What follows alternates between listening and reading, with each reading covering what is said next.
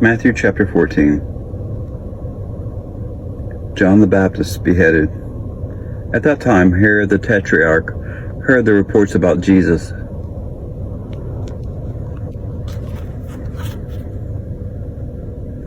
And he said to his attendants, "This is John the Baptist. He has risen from the dead. That is why miraculous powers are at work in him." Now Herod had arrested John and bound him and put him in prison because of Herodias, his brother Philip's wife.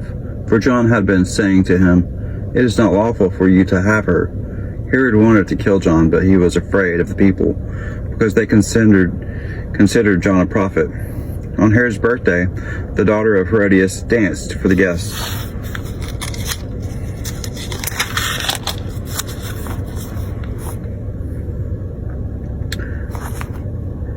And pleased Herod so much that he promised with an oath to give her whatever she asked.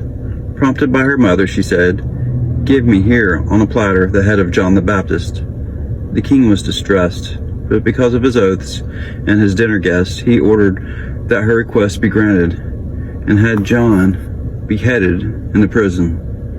His head was brought in on a platter and given to the girl, who carried it to her mother. John's disciples came and took his body and buried it. Then they went and told Jesus. Jesus feeds the 5,000.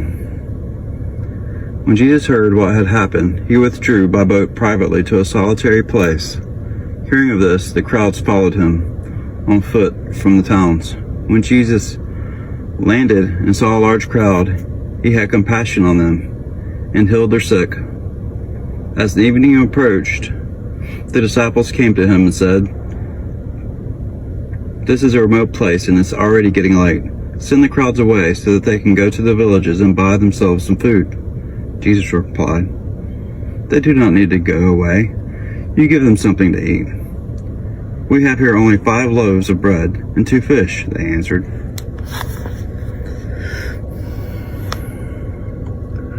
"Bring them here to me," he said. And he directed the people to sit down on the grass. Taking the 5 loaves and the 2 fish, and looking up to heaven, he gave thanks, and he broke the loaves.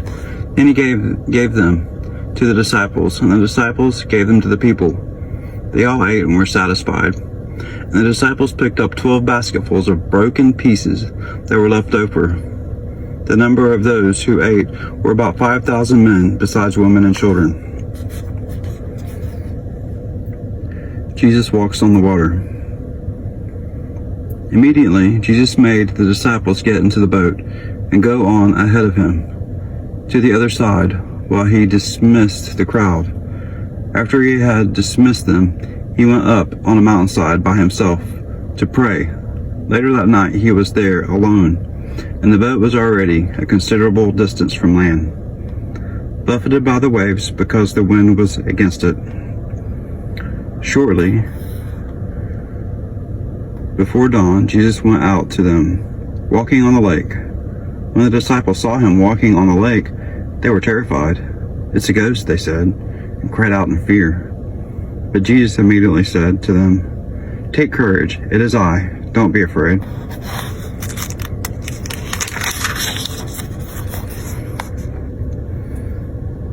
"Lord, if it's you," Peter replied, "tell me to come to you on the water." "Come," he said. Then Peter got down out of the boat and walked on the water and came toward Jesus.